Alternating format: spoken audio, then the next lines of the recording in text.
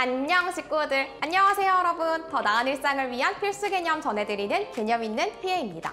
얼마 전에 6.17 부동산 대책이 발표가 됐습니다. 그래서 오늘 영상에서는 6.17 부동산 대책이 정확하게 어떤 대책이고 또 무엇이 달라지는지 차근차근 쉽게 알려드리도록 하겠습니다. 특히 내 집 마련을 원하시는 실수요자분들에게 추천하는 대출 상품에 대해서도 함께 알아볼게요.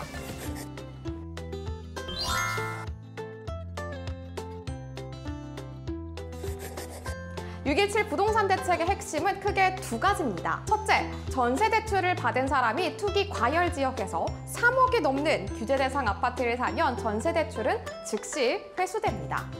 규제 대상 아파트를 사고 나서 전세 대출을 받는 것도 안 돼요.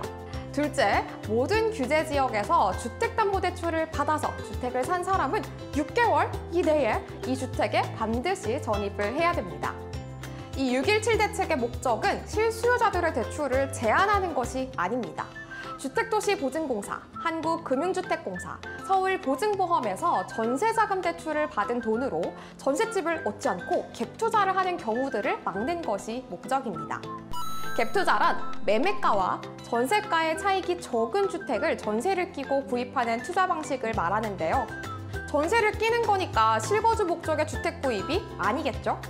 실제로 1주택자와 다주택자 중에서는 꽤 많은 수가 보증금 승계 주택매매, 즉 갭투자를 하고 있다고 합니다. 이 갭투자 때문에 주택 가격이 급등하고 또 실수요자들의 내 집 마련 기회가 박탈되는 것을 막기 위해서 이번 대책이 나왔다고 하네요.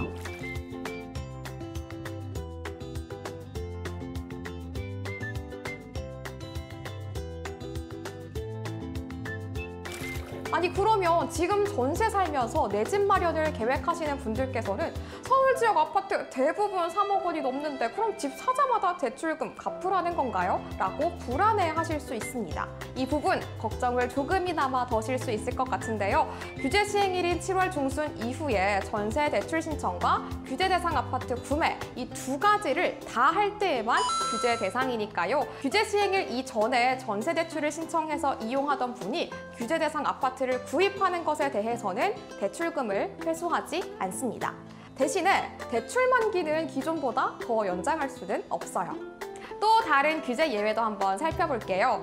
구입 시점은 소유권 취득 시점을 의미하는 거라서 분양권이나 입주권은 해당되지가 않습니다. 또 상속도 구입은 아니기 때문에 해당되지가 않아요. 아파트를 구입할 때 기존에는 3억 원 이하였는데 나중에 오른 경우도 있잖아요. 이 경우도 제외하고요. 아파트가 아닌 주택 형태도 규제하지 않습니다.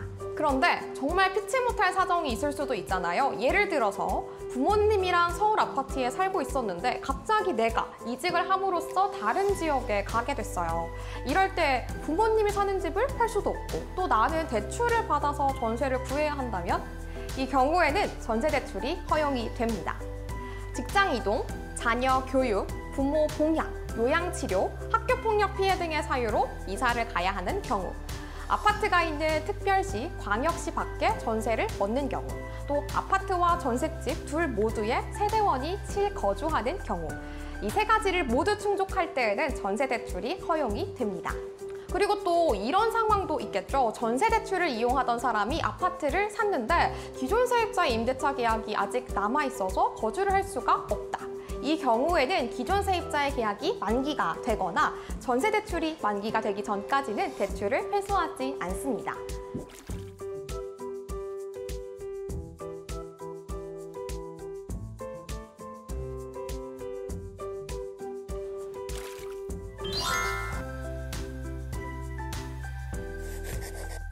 네, 그럼 이번에는 실수요자들이 힘을 빌릴 수 있는 대출에 대해서 알려드릴게요. 먼저 전세자금 대출에 대해서 알아보겠습니다. 처음 전셋집을 마련하는 분들에게는 금리가 낮아서 특히나 추천하는 버팀목 전세자금 대출 알려드리겠습니다. 무주택자이면서 연소득 5천만 원 이하의 부부, 신혼부부나 혁신도시 공공기관의 종사자 같은 경우에는 연소득 6천만 원 이하이면 이용할 수 있는 상품이고요.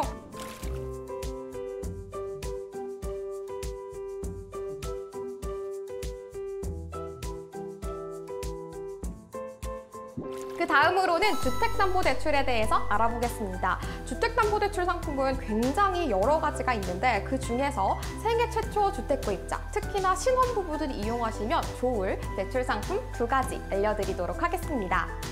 참고로 여기에서 신혼부부란 혼인신고 접수일로부터 7년 이내인 가구를 의미합니다. 먼저 디딤돌 대출, 생애 최초 주택 구입자이면서 연소득이 7천만 원 이하인 부부, 또 무주택자이면서 연소득이 6천만 원 이하인 부부가 5억 원 이하의 주택을 구입하는 경우에는 2억에서 2억 6천만 원까지 대출을 받을 수가 있습니다. 금리는 연 1.95%에서 2.7%까지로 시중은행보다 저렴한 편입니다. 특히 신혼부부들은 0.2% 우대금리를 적용해주고 있으니까 놓치지 마세요. 그 다음으로는 보금자리론. 연소득이 7천만 원에서 1억 원 이하인 무주택 또는 1주택 부부가 6억 원 이하의 주택을 구입할 때에는 3억에서 4억 원까지 대출을 받을 수가 있습니다. 이 대출 상품들의 LTV, 그러니까 쉽게 얘기해서 집 가격에 대한 대출 가능 액수의 비율은 70%입니다.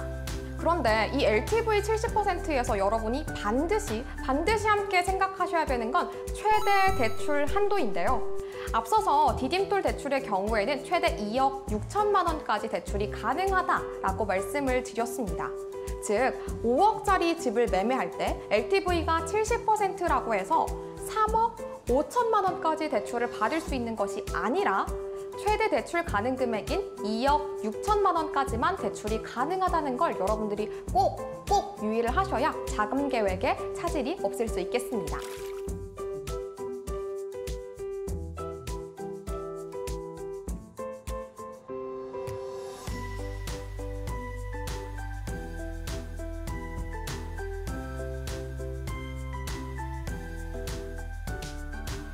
네, 이번 영상에서는 내 집 마련하실 분들이 궁금해하실 만한 617 부동산 대책 알아봤습니다. 어려운 개념 설명 듣느라 수고 많으셨고요. 국토교통부 채널에는 더 다양한 재미있는 소식들도 많으니까요. 다양한 정보 접하고 싶으시다면 구독과 좋아요 잊지 마세요. 우리는 다음 영상에서 또 만나요. 안녕!